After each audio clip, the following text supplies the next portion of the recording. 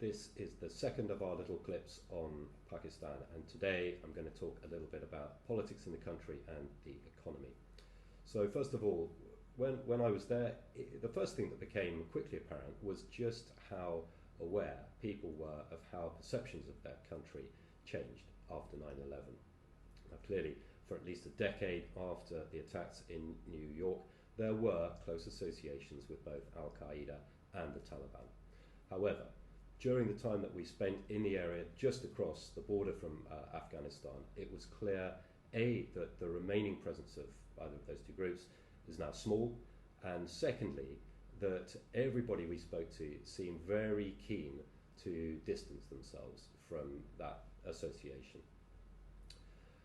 Politically, the country is led by now Imran Khan and his PTI party. They came to power in 2018. Imran seemed very popular with everybody that we spoke to. He's had 2 years in power now. He's cracked down on corruption. He has reduced military spending significantly and has initiated reforms on healthcare and education. Another thing that we get asked a lot about is the relationship with the military. Clearly, the power that the generals once wielded has significantly diminished. Although it has to be said that just recently they've become more involved. Actually, just logistically, they have been really the only ones capable of organising on the ground a lot of the things that have been necessary under the sort of COVID circumstances. So they have actually got drawn back in.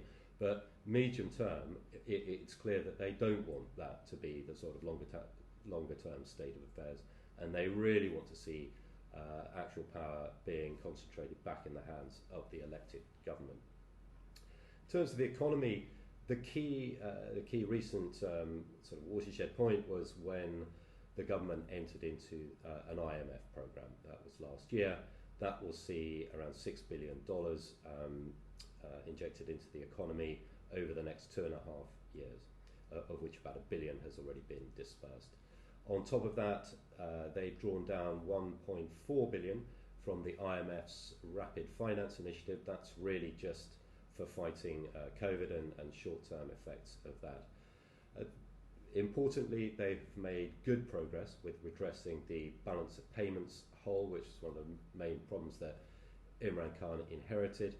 And as of today, it looks like there is a good chance that the GDP growth for this year will materially exceed the government's most recently stated target of 2.1%. They've also put in place a new digital system to facilitate remittances into the country from the very large diaspora of Pakistan nationals around the globe.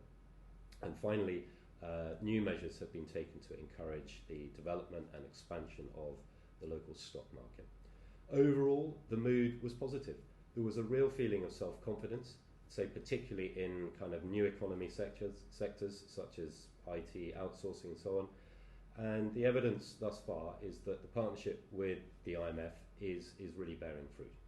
So pretty positive outlook, not least thanks to the fact that the country has had a pretty good, relatively at least, run with the pandemic and dealing with the COVID virus. But we'll talk more about that in the next clip.